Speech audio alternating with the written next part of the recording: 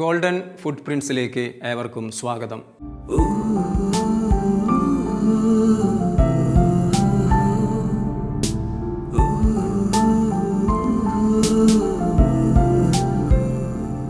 അറിവും ആത്മീയതയും അലിഞ്ഞു ചേർന്നാൽ ബഹുമാനപ്പെട്ട ജോസഫ് അറാശ്ശേരി അച്ഛനായി. ഇന്നും അറിവിൻ്റെ ലോകത്തിലേക്ക് എത്രമാത്രം ആഴ്ന്നിറങ്ങാൻ സാധിക്കും, അത്രമാത്രം ആഴ്ന്നിറങ്ങാൻ പരിശ്രമിച്ചുകൊണ്ടിരിക്കുന്ന ഒരു വ്യക്തിയാണ് ബഹുമാനപ്പെട്ട ജോസഫ് അറാശ്ശേരി അച്ഛൻ. ഓരോ ദിവസവും രാവിലെയും ഉച്ചനേരത്തും വൈകിട്ടുമെല്ലാം കയ്യിൽ ജപമാലയുമായി ഈ വിയാനി ഭവൻ്റെ വഴികളിലൂടെ അച്ഛൻ നടന്നു നീങ്ങുന്നത് കാണുമ്പോൾ അച്ഛനെ മാതാവിനോടുള്ള ആ വലിയ ഭക്തി ഞങ്ങൾക്ക് ഏവർക്കും മാതൃകയാണ്. അറിവും ആത്മീയതയും അലിഞ്ഞു ചേർന്ന അറാശ്ശേരി അച്ഛൻ്റെ ജീവിത അനുഭവങ്ങളിലേക്ക് നമുക്ക് കാതോർക്കാം.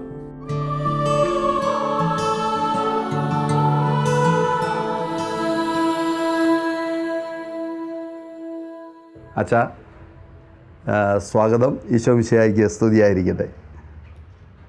അച്ഛാ, പൗരോഹിത്യ ജീവിതത്തിൽ വലിയ ഒരു സംതൃപ്തി അനുഭവിക്കുന്ന ഒരു സമയമാണിത്.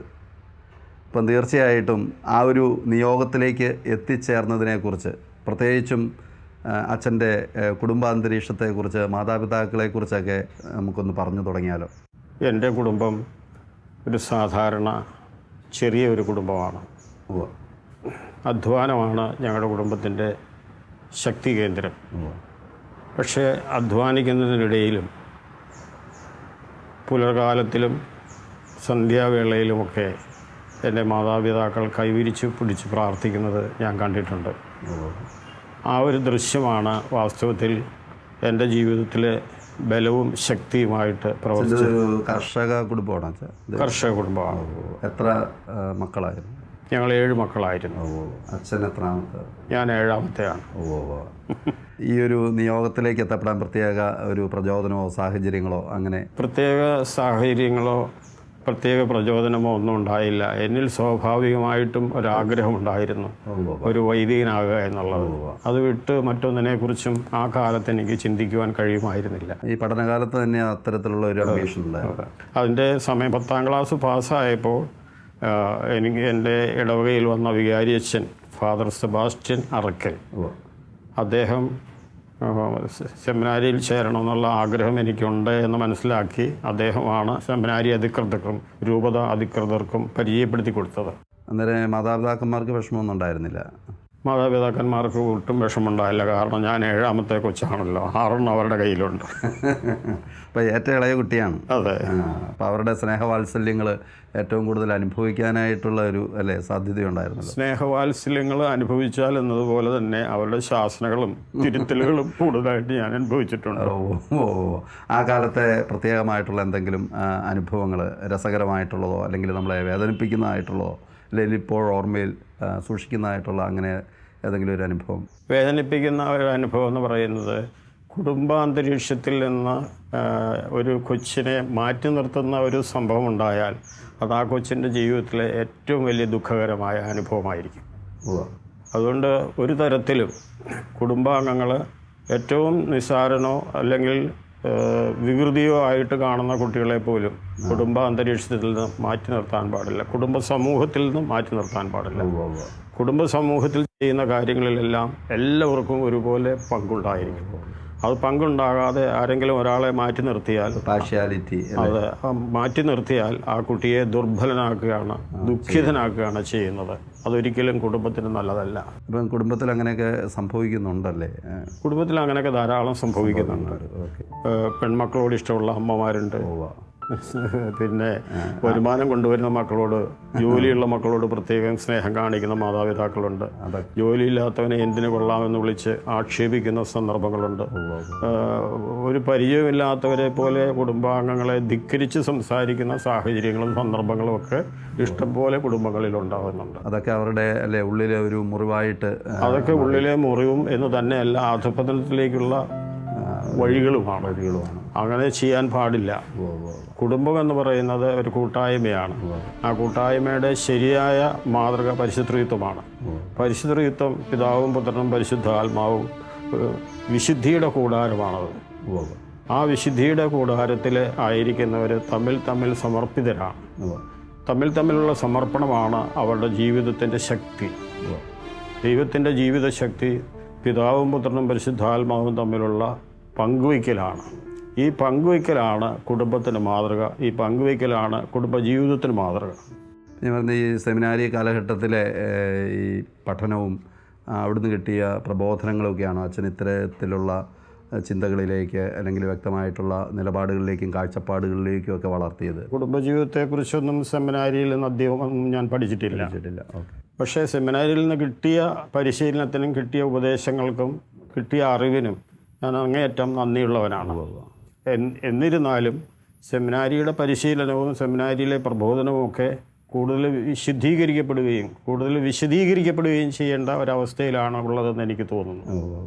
അപ്പോൾ അച്ഛനെ ഈ സെമിനാരി ജീവിതാനുഭവങ്ങളിൽ ഓർമ്മിക്കുന്ന എന്തെങ്കിലും പ്രത്യേക കാര്യങ്ങളുണ്ടോ? പ്രാർത്ഥനയിൽ ഞങ്ങളുടെ സെമിനാരിയിൽ ഒരു മാതാവിൻ്റെ ഗ്രോട്ടോ ഉണ്ടായിരുന്നു. ആ ഗ്രോട്ടോയിൽ പോയി ഞങ്ങളെല്ലാവരും ഒരുമിച്ച് പ്രാർത്ഥിക്കുമായിരുന്നു. അങ്ങനെ പ്രാർത്ഥിക്കുമ്പോൾ ആ പ്രാർത്ഥനയ്ക്ക് ശേഷവും പലപ്പോഴും ആ ഗ്രോട്ടോയിൽ പോകാനും അവിടെ ഒന്ന് പ്രാർത്ഥിക്കാനുള്ള പ്രോത്സാഹനം കിട്ടിയിരുന്നു. ഒരു വലിയ ഭക്തനാണോ? തീർച്ചയായിട്ടും. മാതാവിനോടുള്ള ഒരു വലിയ ഭക്തി. മാതാവിനെ പോലെ മറ്റൊരു വ്യക്തിയില്ല. സ്ത്രീയിലോ പുരുഷനിലോ മാതാവിനെ പോലെ യോഗ്യതയുള്ള, മാതാവിനെ പോലെ പ്രസാദപരപൂർണയായ കൃപ നിറഞ്ഞ മറ്റൊരു വ്യക്തിയെ സ്വർഗത്തിലും ഭൂമിയിലും നമുക്ക് കാണാൻ പറ്റുകയില്ല. അതുകൊണ്ടാണ് മാതാവിനെ നമ്മൾ ബഹുമാനിക്കുന്നതും മാതാവിനെ സ്നേഹിക്കുന്നതും മാതാവിൻ്റെ മധ്യസ്ഥം അപേക്ഷിക്കുന്നതും എല്ലാം അതുകൊണ്ട് തന്നെയാണ്. തന്നെയുമല്ല, മാതാവിന് നമ്മളോട് ഓരോരുത്തരും, ഏറ്റവും നിന്ദ്യനായ കുട്ടിയോട് പോലും മാതാവിനുള്ള സ്നേഹം അതിരുകടന്ന സ്നേഹമാണ്. ആ സ്നേഹത്തെ നമുക്കൊരിക്കലും നിരാകരിക്കാനാവില്ല. ശരിയത്. അപ്പം അച്ഛൻ്റെ ഒരു പട്ടത്തിലേക്ക് എത്തിയ കാര്യമല്ല, പട്ടം ആ ഒരു കാര്യമൊക്കെ ഒന്ന് ഓർമ്മിച്ചെടുത്താൽ, കാരണം അച്ഛന് ചെറുപ്പം മുതലേ ഈ ഒരു ആഗ്രഹത്തിലാണല്ലോ വളർന്നത് തന്നെ. അപ്പോൾ ആ ഒരു നിയോഗത്തിലേക്ക് ഒരു സ്വപ്ന സാക്ഷാത്കാരമാണ് ശരിക്കും ഒരു വൈദികനായിട്ട് രൂപതയിൽ സേവനം അനുഷ്ഠിക്കുക എന്നുള്ളത്. എന്നെ സംബന്ധിച്ചിടത്തോളം പട്ടം കിട്ടുക എന്നുള്ളത് ഒരു വലിയ കാര്യമായിരുന്നു. ഞാനതിനെ നിസ്സാരമായിട്ട് കണ്ടിട്ടില്ല. എനിക്ക് പട്ടം കിട്ടുമോ എന്ന് അവസാന നിമിഷം വരെയും സംശയിച്ച വ്യക്തിയാണ് ഞാൻ. എന്താ അതിനൊരു കാരണം? അതിന് കാരണം എന്താണെന്ന് ചോദിച്ചാൽ, എൻ്റെ അറിവിൽ കുറേ കാലം മുമ്പ് പട്ടത്തിനെടുക്കുന്ന കുട്ടികൾ കരന്തിരിവുള്ള കുടുംബങ്ങളിലായിരിക്കണം പട്ടത്തിനെടുക്കുന്നത്. കച്ചവടക്കാരുടെ മക്കളെ പട്ടത്തിനെടുത്തിരുന്നില്ല. അങ്ങനെ ഒരു കാലം ഉണ്ടായിരുന്നു. അതുപോലെ തണ്യമായ ജോലികളിലൊക്കെ ഏർപ്പെടുകയൊക്കെ ചെയ്യുന്ന കുടുംബത്തിൻ്റെ ആ വിശുദ്ധി ഉണ്ടെങ്കിൽ മാത്രമേ, കുടുംബത്തിൻ്റെ ആ മാന്യതയും മഹത്വവും ഉണ്ടെങ്കിൽ മാത്രമേ സെമിനാരിയിലേക്ക് എടുത്തിരുന്നുള്ളൂ. അങ്ങനെയുള്ള ഒരു ചിന്ത എൻ്റെ മനസ്സിലുണ്ടായിരുന്നതുകൊണ്ട് ഞാൻ പട്ടത്തിന് അർഹനാണോ എന്നുള്ള സംശയം എന്നിലുണ്ടായിരുന്നു. എന്താണേലും അത് നീങ്ങി കിട്ടി. എനിക്കിങ്ങനെയുള്ള മഹത്വങ്ങളൊന്നും ഇല്ലല്ലോ എന്നുള്ള ചിന്ത പലപ്പോഴും എന്നിലുണ്ടായിരുന്നു. മനസ്സിലായി. അതുകൊണ്ട് ഞാൻ എപ്പോഴും ഇങ്ങനെ പ്രാർത്ഥിക്കുമായിരുന്നു, എന്നെ സ്വീകരിക്കണേ, തള്ളിക്കളയല്ലേ. ദാവീദ് പറഞ്ഞിട്ടുണ്ടല്ലോ 51-ാം സങ്കീർത്തനത്തിലെ, അങ്ങയുടെ സന്നിധിയിൽ തന്നെ തള്ളിക്കളയരുത്. അതുപോലെ ഞാനും പ്രാർത്ഥിച്ചിരുന്നു, എന്നെ തള്ളിക്കളയരുത്, അങ്ങയുടെ പരിശുദ്ധാത്മാവിനെ എന്നിൽ നിന്ന് എടുത്തു കളയല്ലേ, അങ്ങയുടെ പൗരോഹിത്യം എനിക്ക് വേണ്ടാന്ന് വയ്ക്കരുത്. ഞാൻ ചെറുപ്പത്തിൽ തന്നെ അച്ഛന് വലിയൊരു വിനീതമായിട്ടുള്ളൊരു ഹൃദയം ദൈവം തന്നു എന്നുള്ളതാണ്. അതാണ് എൻ്റെ അച്ഛൻ്റെ പിന്നീടുള്ള എന്താ പറയുന്ന എല്ലാ പൗരോഹിത്യ ജപാലന ശുശ്രൂഷയ്ക്കും ഒരു ബേസ് എന്ന് കരുതുകയാണ് അല്ലേ? സത്യത്തെ മാനിക്കുക എന്നുള്ളതാണ് മൗലികമായ സ്വഭാവം. സത്യത്തിന് നിരക്കാത്തതിനെ നിരാകരിക്കുക, സത്യമല്ലാത്തതിനെ ഉപേക്ഷിക്കുക, അർദ്ധസത്യങ്ങളിൽ ആശ്രയിക്കാതിരിക്കുക. അർദ്ധസത്യം ഒരു വലിയ നുണയാണ്. അതെ അതെ, ഐ ആം ദ ട്രൂത്ത് എന്ന് ജീസസ് പറഞ്ഞിട്ടുണ്ട്. Half truth is a greater lie. അതെ അതെ അതെ. അപ്പോൾ അങ്ങനെ ഒരു സത്യാന്വേഷി എന്നുള്ള രീതിയിൽ, കാരണം തീർച്ചയായിട്ടും അങ്ങനെ എന്നെ വിശേഷിപ്പിക്കരുത്, കാരണം ഞാൻ സത്യത്തെ പഠിക്കുന്ന ഒരു വിദ്യാർത്ഥിയാണ്. അതെ അതെ. ഒരു സത്യാന്വേഷി എന്ന് പറയുമ്പോൾ ഒരു തത്വചിന്തകന്റെ നിലയിലേക്കൊക്കെ അത് മാറിപ്പോകും. അങ്ങനെ ഒരു മാറ്റത്തെ ഞാൻ ഇഷ്ടപ്പെടുന്നില്ല, കാരണം ഞാൻ അതുപോലെ ആയിട്ടില്ല. അല്ല, ഞാൻ പറയുന്നത് നമ്മുടെ ഈശോയെക്കുറിച്ചുള്ള അറിവ്, ആ ഒരു സത്യത്തെ പൂർണ്ണമായിട്ട് നമ്മൾ കണ്ടെത്തുന്ന അവസ്ഥ എന്ന് പറയുന്നത് അതൊരു മനുഷ്യന് സാധ്യമാണോ എന്ന് പോലും നമുക്ക് സംശയമാണ്. അതിനെക്കുറിച്ച് എനിക്ക് സംശയമില്ല. കാരണം ഈശോയോട് ഏത് കാര്യം ചോദിക്കുന്നോ ഈശോ അത് ചെയ്തു തരും. അത്തരത്തിലുള്ള ചില അനുഭവങ്ങളും കൂടെ എനിക്ക് അനുഭവമുണ്ട്. ഞാൻ എൻ്റെ വീട്ടിലേക്ക് പോകണമെന്ന വരിയിൽ തൃശ്ശൂരിൽ നിന്ന് ബസ് കയറി ഒരു പ്രത്യേക സെൻറ്ററിൽ ഇറങ്ങണം. ആ സെൻറ്ററിൽ ഇറങ്ങിയിട്ട് പിന്നെ ജീപ്പോ ഓട്ടോയോ പിടിച്ച് വേണം വീട്ടിലേക്ക് പോകാൻ. അപ്പം ഞാൻ ആ സെൻറ്ററിൽ ഇറങ്ങുമ്പോൾ എന്നെ തെറി പറയാനായിട്ട് ഒരു സഹോദരൻ എന്നും കാത്തു നിൽക്കുമായിരുന്നു. എന്താ അതിന് പ്രത്യേകിച്ച് എന്തെങ്കിലും? അവൻ എന്നോട് പ്രത്യേകിച്ച് പലർക്കും അതൃപ്തി ഉണ്ടായിരുന്നു. ഞാൻ വൈദികനായത് പലർക്കും ഇഷ്ടപ്പെട്ടിട്ടില്ല. അങ്ങനെ ഉണ്ടായിരുന്നു. അങ്ങനെ എന്തോ തരത്തിൽ ഇവനൊക്കെ വൈദികനാക്കാൻ കൊള്ളുമോ എന്നവർ ചിന്തിക്കുന്നതിൽ ന്യായങ്ങളുണ്ട്. കാരണം അതിനുള്ള യോഗ്യത എനിക്കില്ല. അത് ഈ യോഗ്യതയില്ല എന്ന് പറയുമ്പോൾ അത് എന്താ, കുടുംബ പശ്ചാത്തലമോ അല്ലെങ്കിൽ വ്യക്തിപരമായിട്ടുള്ള കുറവുകളാണോ? വ്യക്തിപരമായിട്ടുള്ള കുറവുകളുണ്ട്, കുടുംബ പശ്ചാത്തലവും എല്ലാം ഉണ്ട്. അപ്പോൾ ഈ മനുഷ്യൻ എന്നെ തെറി പറയുമായിരുന്നു. അപ്പോൾ ധാരാളം ആളുകൾ വന്നു ചേരുന്ന ആ കവലയിൽ തെറി കേൾക്കാനായിട്ട് എനിക്ക് ഭയങ്കര വിഷമമായിരുന്നു. ഞാനിങ്ങനെ പല പ്രാവശ്യം കേട്ട് കഴിഞ്ഞപ്പോൾ എന്താണ് ഇതിനൊരു പ്രതിവിധി? തിരിച്ചു തെറി പറയുന്നത് എനിക്ക് ഒട്ടും നമ്മുടെ സംസ്കാരത്തിന് ചേരുന്നതല്ലല്ലോ. തിരിച്ച് തെറി പറഞ്ഞാലും അവൻ്റെ തെറി കൂടുതലേ ഉള്ളൂ, കുറയില്ലല്ലോ. അപ്പോൾ ഞാൻ ഒരിക്കൽ പള്ളിയിൽ നിന്ന് ഇറങ്ങുമ്പോൾ ഈശോയോട് ചോദിച്ചു, ഈശോയെ എല്ലാ ദിവസവും ഞാൻ ഈ തെറി കേൾക്കണം. ഒരു വലിയൊരു ഹൃദയവേദനയായിരുന്നു. ആ ഹൃദയവേദനയോടുകൂടി ഞാൻ കണ്ണുനീരോടുകൂടി പ്രാർത്ഥിച്ചു. ഞാനൊന്നും കൂടുതലായിട്ടൊന്നും പറഞ്ഞില്ല. അവിടുന്ന് ഞാൻ തിരിച്ച് ഈ സെൻറ്ററിൽ വന്ന് ഇറങ്ങുമ്പോൾ, പ്രാർത്ഥന കഴിഞ്ഞ പള്ളിയിൽ നിന്ന് ബസ് കയറി ഈ സെൻറ്ററിൽ വന്ന് ഇറങ്ങുമ്പോൾ ഈ തെറി പറഞ്ഞ മനുഷ്യൻ എന്നെ സ്വീകരിക്കാനായിട്ട് കൈകൂപ്പി നിൽക്കുക. അത്രയൊരു ചേഞ്ച് കൈകൂപ്പി നിന്നിട്ട് അയാളുടെ തോളത്തൊരു മുണ്ടുണ്ടായിരുന്നു. ആ തോൾമുണ്ടെടുത്ത് എനിക്ക് പോകാനുള്ള ജീപ്പിൻ്റെ പിൻ സീറ്റ് അദ്ദേഹം തുടച്ച് അച്ഛൻ കയറിയിരിക്കുകയെന്ന് പറഞ്ഞു. അപ്പോൾ ഞാൻ ഈശോയോട് ഞാൻ ചെറിയൊരു വാക്കേ പറഞ്ഞുള്ളൂ. പക്ഷേ ഈശോ വലിയ മാറ്റം ചെയ്തു തന്നു. അത് അച്ഛൻ പറഞ്ഞത് അധരത്തിൽ നിന്നല്ല, ഫ്രം ദ ഹാർട്ടാണ് അല്ലേ? അതെ. അതുകൊണ്ട് തന്നെയാണ് ദൈവം ഉടൻ തന്നെ അതിനുള്ളൊരു ഉത്തരവായി മാറ്റിയത്. അപ്പം അതൊരു വലിയൊരു അല്ലേ, ഒരു വിശ്വാസത്തിൻ്റെ ആഴത്തിലേക്കുള്ള വളർച്ചയ്ക്ക് നമ്മൾ ചെയ്യുന്നത് പലതും പ്രാർത്ഥനയാണോ എന്ന് നമ്മൾ സ്വയം ഓരോരുത്തരും പരിശോധിക്കണം. ധാരാളം ആളുകൾ കുടുംബങ്ങളിൽ കൊന്ത ചെല്ലുന്നുണ്ട്, പള്ളിയിൽ എല്ലായിടത്തും ചെല്ലുന്നുണ്ട്. പക്ഷെ അത് പ്രാർത്ഥനയ്ക്ക് ആവശ്യമുണ്ടോ? ഒന്നാമത്തെ കാര്യം അതാണ്. ഞാൻ പ്രാർത്ഥിക്കേണ്ടതുണ്ടോ? അപ്പോൾ പ്രാർത്ഥനയെക്കുറിച്ച് പലതും പറയേണ്ടി വരും. അല്ല, അച്ഛൻ പറയണം എന്താണ് പ്രാർത്ഥന എന്ന് പ്രേക്ഷകരെ സൗഹൃദം കേൾക്കാൻ ആഗ്രഹിക്കുകയാണ്. പ്രാർത്ഥന എന്ന് പറയുന്നത് ദൈവത്തിൻ്റെ അസ്തിത്വത്തിൽ പങ്കുചേരലാണ്. ദൈവാസ്തിത്വത്തിലുള്ള പങ്കുചേരലാണ് പ്രാർത്ഥന. ദൈവാസ്തിത്വം എന്ന് പറയുന്നത് സത്യവും സ്നേഹവും നീതിയുമാണ്. സത്യത്തിലും നീതിയിലും സ്നേഹത്തിലും പങ്കുപറ്റിയാൽ നീ ദൈവത്തിലാണ്. സ്നേഹിക്കുന്നവൻ ദൈവത്തിലായിരിക്കും, ദൈവം അവനിലുമായിരിക്കുന്നു. പിന്നെ പ്രത്യേകിച്ചൊന്നും പറയേണ്ടതില്ല. അതെ. അപ്പോൾ പ്രാർത്ഥന എന്ന് പറയുന്നത് ഈ സത്യത്തിലും നീതിയിലും സ്നേഹത്തിലും പങ്കുചേരലാണ്. അങ്ങനെ പങ്കുചേരുന്ന ഒരു പ്രാർത്ഥനയാണോ നമ്മളൊക്കെ നയിക്കുന്നത്? അപ്പോൾ നമ്മുടെ പരിമിതിയാണ്, നമ്മുടെ കുറവുകളാണ് വാസ്തവത്തിൽ നമ്മൾ സന്തോഷിക്കേണ്ടത്. ഞാൻ എൻ്റെ കുറവുകളിൽ സന്തോഷിക്കുന്നു, എൻ്റെ ഇല്ലായ്മയിൽ സന്തോഷിക്കുന്നു, എൻ്റെ ദാരിദ്ര്യ ദുഃഖത്തിൽ ഞാൻ സന്തോഷിക്കുന്നു. കാരണം ഈ ദാരിദ്ര്യ ദുഃഖവും എൻ്റെ കുറവുകളും പോരായ്മകളും എല്ലാം എന്നെ വലിയൊരു സത്യത്തിലേക്കാണ് നയിക്കുന്നത്. ദൈവത്തിൻ്റെ അനന്തമായ സത്തയിലേക്കാണ് അതെന്നെ നയിക്കുന്നത്. ആ സത്തയിൽ നിന്ന് പങ്കുകിട്ടാനും ആ സത്തയോട് താതാത്മ്യപ്പെടാനും ആ സത്തയിൽ നിന്ന് സ്വാംശീകരിക്കുവാനുമുള്ള സന്ദർഭങ്ങളാണ് എൻ്റെ കുറവുകളുടെ സന്ദർഭങ്ങൾ. അതുകൊണ്ട് പ്രാർത്ഥന എന്ന് പറയുന്നത് it is an existential necessity for every human being. Prayer is an existential necessity. അപ്പോൾ അത് ആ നെസസിറ്റി അനുസരിച്ച് വേണം പ്രാർത്ഥിക്കണം. സഭയിൽ പ്രാർത്ഥിക്കണമെന്ന് നിയമം ഉണ്ടാവും, യാമപ്രാർത്ഥന ചെല്ലാൻ നിയമം ഉണ്ടാവും. ആ നിയമം അനുസരിച്ച് നിയമാനുഷ്ഠാനം നടത്തുന്നതല്ല. എൻ്റെ എക്സിസ്റ്റൻഷ്യൽ, എൻ്റെ ആത്മാവിൻ്റെ ദാഹത്തെ തൃപ്തിപ്പെടുത്താൻ ദൈവസന്നിധിയിൽ ശരണം ഗമിക്കുന്നതാണ് എൻ്റെ പ്രാർത്ഥന. ഈ ബലഹീനതയിലാണ് എൻ്റെ ശക്തി വെളിപ്പെടുന്നത്. അതുമായിട്ട് ബന്ധപ്പെട്ട് തീർച്ചയായിട്ടും ഈ ബലഹീനത ഉള്ളത് കൊണ്ടാണ് ഞാൻ ഈ ബലവാനായ ദൈവത്തിൽ ആശ്രയിക്കുന്നത്. അപ്പോൾ അത് തീർച്ചയായിട്ടും ഒരു പുതിയ താത്വികമായിട്ടുള്ള മാനമാണ് പ്രാർത്ഥനയെക്കുറിച്ച് ഇപ്പോൾ പരിശുദ്ധാത്മാവ് വചനത്തിലൂടെ വെളിപ്പെടുത്തിയത്. ഇതേപോലെയുള്ള കൂടുതൽ കാര്യങ്ങൾക്ക് വേണ്ടിയിട്ട് ഞാനിതുപോലുള്ള പുസ്തകങ്ങൾ എഴുതിയിട്ടുണ്ട്. അച്ഛാ, അതിനെക്കുറിച്ചൊന്ന് പറയാമോ? ആ പുസ്തകങ്ങൾക്കൊന്നും ആരും ഒരു വിലയും കൽപ്പിച്ചിട്ടില്ല. അതുകൊണ്ട് ഞാൻ തന്നെ അത് വീണ്ടും വീണ്ടും വായിക്കുകയാണ്. അത് ശരി, മനസ്സിലായോ?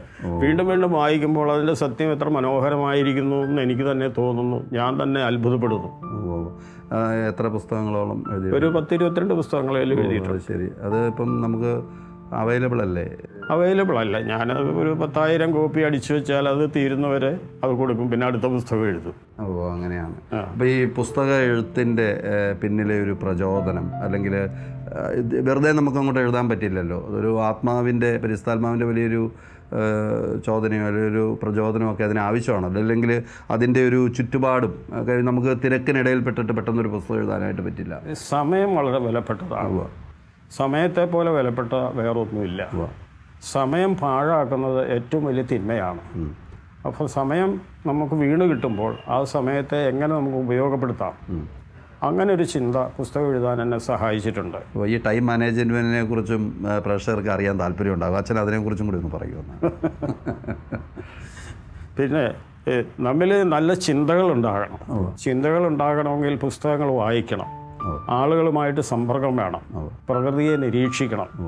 പ്രകൃതിയിലെ മനോഹാരിത, ഒരു സസ്യത്തിൻ്റെ ഇല പോലെയല്ല അടുത്ത സസ്യത്തിൻ്റെ ഇലകളുടെ സംവിധാനം, പ്രകൃതിയെ ദൈവം എങ്ങനെ അലങ്കരിച്ചിരിക്കുന്നു, എത്ര മനോഹരം! ഇതുപോലെ അലങ്കരിക്കാൻ നമുക്ക് ആർക്കും സാധിക്കില്ല. അത്ര മനോഹരമായിട്ട് അലങ്കരിക്കപ്പെട്ട പ്രകൃതി, അത് ഹിമാലയം തൊട്ട് കന്യാകുമാരി വരെ എവിടെ പോയാലും ഈ അലങ്കാരം നമുക്ക് കാണാം. ഈ അലങ്കാരം നടത്തിയത് ആരാണ്? സർവശക്തനായ ദൈവം, സൗന്ദര്യത്തിൻ്റെ നിറവായ ദൈവം. സിഹിയോനിൽ നിന്ന് പ്രകാശം വീശുന്നു, സിഹിയോനിൽ നിന്ന് ദൈവം വരുന്നു. അവിടുന്ന് മൗനമായിരിക്കുകയില്ല, അവിടുന്ന് സംസാരിക്കുന്നതെല്ലാം സൗന്ദര്യവും സത്യവുമാണ്. സോളമൻ പോലും തൻ്റെ സർവ്വമഹത്വത്തിലും ഈ ലില്ലി പൂക്കളെപ്പോൾ അലങ്കൃതനായിരുന്നില്ല. സോളമന് ജ്ഞാനം കിട്ടിയെങ്കിലും ദൈവം ചോദിച്ചതിലധികം കൊടുത്തുവെങ്കിലും സോളമൻ ഫറവോയുടെ മകളെ വിവാഹം കഴിക്കാൻ ഒരുങ്ങിയത് ഒരു അബദ്ധമായി പോയി. അതെ അതെ. അതുകൊണ്ട് വിജാതീയരായ അനേകം സ്ത്രീകളെ, 700 ഭാര്യമാരും 300 ഉപനാരികളും ഉണ്ടായിരുന്ന സോളമൻ, ഇവരെ കിട്ടിയിട്ടും സോളമൻ തൃപ്തനായില്ല, തൃപ്തനാകാൻ പറ്റുകയില്ല. എനിക്കൊന്ന് പരിശുദ്ധാത്മാവ് കുടുംബജീവിതത്തെക്കുറിച്ച് അച്ഛനിലൂടെ സംസാരിക്കാനായിട്ട് ആഗ്രഹിക്കുന്നുണ്ടെന്നാണ് തോന്നുന്നത് ഈ സമയത്ത്. കാരണം നമ്മുടെ സമൂഹത്തിൽ കുടുംബജീവിതമൊക്കെ അല്ലേ പുറമേ നിന്നൊക്കെ നോക്കുമെങ്കിലും എനിക്ക് നോക്കുമ്പോൾ മനോഹരമെങ്കിലും മാത്യു കുര്യാക്കോസ് ഇങ്ങനെ പറയുമ്പോൾ എനിക്ക് ഒത്തിരി സന്തോഷം തോന്നിക്കുന്നു. കാരണം എന്ന് വെച്ചാൽ പരിശുദ്ധാത്മാവ് എന്ത് ചിന്തിക്കുന്നു ചിന്തിക്കുന്നതിന് മുമ്പ് തന്നെ മാത്യു കുര്യാക്കോസ് അത് കണ്ടു കഴിഞ്ഞു. അതുകൊണ്ട് പരിശുദ്ധാത്മാവിന് തുല്യമായിട്ട് പ്രവർത്തിക്കുന്ന ഒരാളാണ് മാത്യു കുര്യാക്കോസ്. എനിക്ക് തോന്നുന്നു വലിയൊരു മനസ്സും വിനയവും ഒക്കെയാണ് അത് പറയിപ്പിക്കുന്നത്. പക്ഷേ നമ്മളിലൂടെ എല്ലാവരും ഒരേ ആത്മാവാണ് അല്ലേ പ്രവർത്തിക്കുന്നത്. കുടുംബജീവിതത്തെക്കുറിച്ചാണ് നമ്മൾ പറഞ്ഞു വന്നത്. കുടുംബജീവിതം ഏറ്റവും മനോഹരമായ ഒരു ജീവിതമാണ്. അതിന് കാരണം പുരുഷനെ ദൈവം സൃഷ്ടിച്ചപ്പോൾ അവന് ദൈവത്തിൻ്റെ കരവേലകളുടെ അധിപതിയായിട്ടാണ് സൃഷ്ടിച്ചത്. ഒരധിപതിയുമായിട്ട് ബന്ധപ്പെടുന്നത് വളരെ മനോഹരമായൊരു കാര്യമാണ്. അതെ അതെ. സ്ത്രീയെ ദൈവം സൃഷ്ടിച്ചപ്പോഴേ പുരുഷൻ്റെ വാരിയിൽ നിന്നെടുത്താണ് സ്ത്രീയെ സൃഷ്ടിച്ചത്. അതുകൊണ്ട് പുരുഷൻ അധിപതിയായിട്ട് നിന്നാലും അവൻ സ്ത്രീയെ തന്നോടൊപ്പം തന്നെ കാണണം. താഴെ ഒരുപടി താഴെ ഉള്ള ചിന്ത പല കുടുംബങ്ങളിലും കാണുന്നുണ്ട്. അത് വർജിക്കപ്പെടേണ്ടതാണ്. നിർഭാഗ്യകരമാണ്. സ്ത്രീ ഭൂമിക്ക് കിട്ടിയ വരദാനമാണ്. അമ്മയെ പോറ്റുന്നവളും മക്കളെ ശുശ്രൂഷിക്കുന്നവളും സമൂഹത്തിൻ്റെ വികസനം ഉറപ്പാക്കുന്നവളും. മനുഷ്യരിലൂടെയാണല്ലോ സമൂഹത്തിൻ്റെ വികസനം നടക്കുന്നത്. ആ വികസനത്തിന് കാരണക്കാരായ മക്കളെ ജനിപ്പിച്ച് വളർത്തുന്ന അമ്മ എത്ര ഭാഗ്യവതിയാണ്. ആ ഭാഗ്യവതിയായ അമ്മയോട് നമ്മൾ എങ്ങനെയാണ് പെരുമാറുന്നത്? അമ്മ പലപ്പോഴും പീഡനമേൽക്കുന്നു. നിസ്സാര കാര്യത്തിന് പോലും അമ്മ കുറ്റപ്പെടുത്തുന്നു. അമ്മ രാത്രിയിൽ ഉറക്കമില്ലാതെ സങ്കടപ്പെട്ട് കരയുന്നു. ഇങ്ങനെ കരയുന്ന ഈ സ്ത്രീരത്നം ആരാണ്? അവർ ദൈവത്തിൻ്റെ പ്രത്യേക ആളാണ്. ഈ പ്രത്യേക ആളിലൂടെയാണ് സമൂഹം വികസിക്കുന്നതും വളർച്ച പ്രാപിക്കുന്നതും. ഈ സമൂഹത്തെ ഇങ്ങനെ വളർത്തിക്കൊണ്ടുവരുന്ന അമ്മയെ പീഡനമേൽപ്പിക്കുന്ന പുരുഷ സ്വഭാവം വിശുദ്ധീകരിക്കപ്പെടേണ്ടതാണ്. അപ്പോൾ ഇത്രയും വിശിഷ്ടരായ വ്യക്തികൾ, സ്ത്രീയും പുരുഷനും. സ്ത്രീ സൗമ്യതയുടെയും സ്നേഹത്തിൻ്റെയും ശാന്തിയുടെയും പ്രതീകമാണ്. ഈ ശാന്തിയുടെയും സ്നേഹത്തിൻ്റെയും സൗമ്യതയുടെയും പ്രതീകമായ സ്ത്രീയെ പുരുഷൻ വിവാഹം കഴിക്കുമ്പോൾ ആ പുരുഷൻ എല്ലാത്തിൻ്റെയും അധിപതിയാണെന്ന് നമ്മൾ കണ്ടു കഴിഞ്ഞു. ഈ അധിപതി ഈ സ്ത്രീയെ വിവാഹം കഴിക്കുമ്പോൾ 2 കാര്യങ്ങൾ തമ്മിൽ യോജിക്കുകയാണ്. ഒന്ന്, എല്ലാം കൈയാളുന്ന പുരുഷനും എല്ലാത്തിനെയും സമന്വയിപ്പിച്ച് സ്നേഹശീലത്തിലേക്ക് വളർത്തുന്ന അമ്മയും കൂടി ആവുമ്പോൾ ഈ ലോകം പൗത്രീകരിക്കപ്പെടുന്നു. ഇങ്ങനെ പൗത്രീകരിക്കാൻ ഏറ്റവും കാരണമായി നിൽക്കുന്നത് അമ്മയാണ്. ആ അമ്മയെ വേദനിപ്പിക്കാൻ പാടില്ല. വേദനിപ്പിക്കുന്നത് നമ്മുടെ തന്നെ കഷ്ടവും നഷ്ടവുമാണ്. നമ്മുടെ കുടുംബത്തിൻ്റെ നമ്മുടെ കുടുംബത്തിൻ്റെ തകർച്ചയാണ് അത് കാണിക്കുന്നത്. ഇപ്പോൾ ഒരു പ്രത്യേകമായിട്ടുള്ളൊരു ദൂത് അച്ഛൻ സംസാരിക്കുമ്പോൾ ഇന്ന് നമ്മുടെ എല്ലാം കുടുംബങ്ങളിൽ സ്ത്രീകൾ വലിയ തോതിൽ പീഡനം അനുഭവിക്കുക, അല്ലെങ്കിൽ മാറ്റി നിർത്തപ്പെടുക, അല്ലെങ്കിൽ അവഗണിക്കപ്പെടുക എന്നൊരവസ്ഥയുണ്ട്. നമ്മുടെ പഴമക്കാരൊക്കെ പറയുന്ന പോലെ കുടുംബത്തിൻ്റെ വിളക്ക് എന്ന് പറയുന്നത് സ്ത്രീയാണ് എന്ന് അച്ഛന് അടിവരയിട്ട് പറയുമ്പോൾ നമുക്കും നമ്മുടെ വീട്ടിൽ സഹോദരിമാരോട്, അതേപോലെ തന്നെ ഭാര്യയോട്, അമ്മയോട് കുറേ കൂടെയൊക്കെ സ്നേഹം പകർന്നു കൊടുക്കാനായിട്ടുള്ള ഒരു ദൂതായിട്ട് ഇതിനെ കണക്കാക്കാം. അമ്മയെ സ്നേഹിക്കുമ്പോഴാണ് അമ്മയുടെ സ്നേഹം വളരുന്നത്. കിണറ്റിൽ നിന്ന് വെള്ളം കോരിയെടുക്കുമ്പോൾ കിണറ്റിലേക്ക് വീണ്ടും ഉറവ കൂടുന്നു. അതുപോലെ അമ്മയുടെ സ്നേഹം സ്വീകരിക്കുമ്പോൾ അമ്മയുടെ ഹൃദയം ത്രസിക്കുകയും സ്നേഹം വർദ്ധിക്കുകയും ചെയ്യുന്നു. അടുത്ത പ്രാവശ്യം നിങ്ങൾ വർദ്ധിച്ച സ്നേഹത്തിൽ നിന്നാണ് പങ്കുപറ്റാൻ പോകുന്നത്. ആ അമ്മയെ നിങ്ങൾ ഒരിക്കലും വേദനിപ്പിക്കാൻ പാടില്ല. ആ അമ്മയെ മുറിപ്പെടുത്തുന്നത് നിങ്ങളുടെ തന്നെ കഷ്ടവും നഷ്ടവുമാണ്. തീർച്ചയായിട്ടും. ഇനി നമുക്ക് ഈ ഭാര്യാഭർത്തൃ ബന്ധത്തിൽ നിന്ന് പിന്നീട് ഒരു ദൈവം യോജിപ്പിച്ചത് അതിൻ്റെ ഒരു ഫ്രൂട്ട്ഫുൾനെസ്സിനും കൂടെ വേണ്ടിയിട്ടാണല്ലോ. മക്കളെക്കുറിച്ചുള്ള കാര്യം കൂടെ ചെന്ന് മക്കളെ ജനിപ്പിക്കുന്നത് ഈ ലോകത്തിലെ ഏത് കൃത്യത്തെക്കാളും വിലപ്പെട്ട കൃത്യമാണല്ലോ. കാരണം ലോകത്തിൻ്റെ തിലകക്കുറി മനുഷ്യനാണെങ്കിൽ ആ മനുഷ്യനെ ജനിപ്പിക്കുന്നതല്ലേ ഏറ്റവും മഹത്തായ കൃത്യം. ആ മഹത്തായ കൃത്യത്തിന് നമ്മൾ ഒരുങ്ങുന്നുണ്ടോ? പ്രാർത്ഥിക്കുന്നുണ്ടോ? ചിന്തിക്കുന്നുണ്ടോ? അതിൻ്റെ മഹിമയെക്കുറിച്ച് നമ്മൾ ധ്യാനിക്കാറുണ്ടോ? അതിൻ്റെ മഹിമയെക്കുറിച്ച് നമ്മൾ പ്രഘോഷിക്കാറുണ്ടോ? അത് മക്കൾക്ക് പറഞ്ഞു കൊടുക്കാറുണ്ടോ? ഒന്നും ചെയ്യാറില്ലല്ലോ. നമ്മൾ എത്ര വലിയ കൃത്യവിലോപമാണ് കാണിക്കുന്നത്. അതുകൊണ്ട് ലൈംഗിക ബന്ധം എന്ന് പറയുന്നത് ദൈവത്തിൻ്റെ സൃഷ്ടികർമ്മത്തിൽ പങ്കാളിത്തമാണ് എങ്കിൽ ദൈവം സൃഷ്ടികർമ്മത്തിന് മുമ്പ് എന്തെല്ലാം കാര്യങ്ങൾ ചെയ്തുവോ, എത്രമാത്രം ഭവ്യതയോടുകൂടി ദൈവം അത് ചെയ്തുവോ, അതേ ഭവ്യതയിൽ തന്നെ ഈ ലൈംഗിക ബന്ധത്തിൽ ഏർപ്പെടാനും സ്ത്രീ പുരുഷന്മാർക്ക് കടമയുണ്ട്. നിരന്തരമായിട്ട് പ്രാർത്ഥിക്കുകയും ശക്തമായിട്ട് പ്രാർത്ഥിക്കുകയും വികാരങ്ങളുടെ വേലിയേറ്റത്തിൽ ഒഴുകിപ്പോകാതെ വിചാരങ്ങളുടെ സംശുദ്ധിയിൽ പ്രാർത്ഥനാനിരതനായി നിന്നുകൊണ്ട് ദൈവത്തിൻ്റെ കൃപയ്ക്കായിട്ട് യാചിച്ചുകൊണ്ട് വേണം ലൈംഗിക ബന്ധം ആരംഭിക്കാൻ. തീർച്ചയായിട്ടും ലൈംഗിക ബന്ധത്തിൽ ആസക്തിയോ അതല്ലെങ്കിൽ അക്രമവാസനയോ അല്ലെങ്കിൽ കീഴടക്കാനുള്ള മനോഭാവമോ എന്തും കാണിക്കുന്നത് ഔചിത്യപൂർണ്ണമായിരിക്കുകയില്ല. ലൈംഗിക ബന്ധം പുലർത്തണമെങ്കിൽ അതിനനുസരിച്ച മാന്യതയും മഹത്വവും സാവകാശവും ക്ഷമയും ഉണ്ടാവണം. അതിൽ അതൃപ്തി ഉണ്ടെങ്കിൽ ആ അതൃപ്തിയെ സ്നേഹപൂർവ്വം സ്വീകരിക്കണം. കാരണം ഏത് കാര്യത്തിലും മനുഷ്യൻ്റെ ഏത് പരിപൂർണതയിലും ഒരപൂർണതയുണ്ടാവും. എല്ലാം പൂർണ്ണമായ ഒന്നും ഈ ലോകത്തിലില്ല. ഈ ലോകം തന്നെ അപൂർണമാണ്. ഈ ലോകത്തിൽ മനുഷ്യ ചെയ്യുന്ന കാര്യങ്ങളും അപൂർണമാണ്. അങ്ങനെ അപൂർണതയിൽ അതൃപ്തി പ്രകടിപ്പിക്കാതെ അപൂർണത നമ്മുടെ ഓഹരിയാണെന്ന് ചിന്തിച്ചുകൊണ്ട് അതിനെ സ്നേഹപൂർവ്വം സ്വീകരിച്ച് മെച്ചപ്പെട്ട നിലയിൽ വീണ്ടും സ്നേഹബന്ധം പുലർത്താനായിട്ട് ശ്രമിക്കുകയാണ് ഭാര്യ ഭർത്താക്കന്മാർ ചെയ്യേണ്ടത്.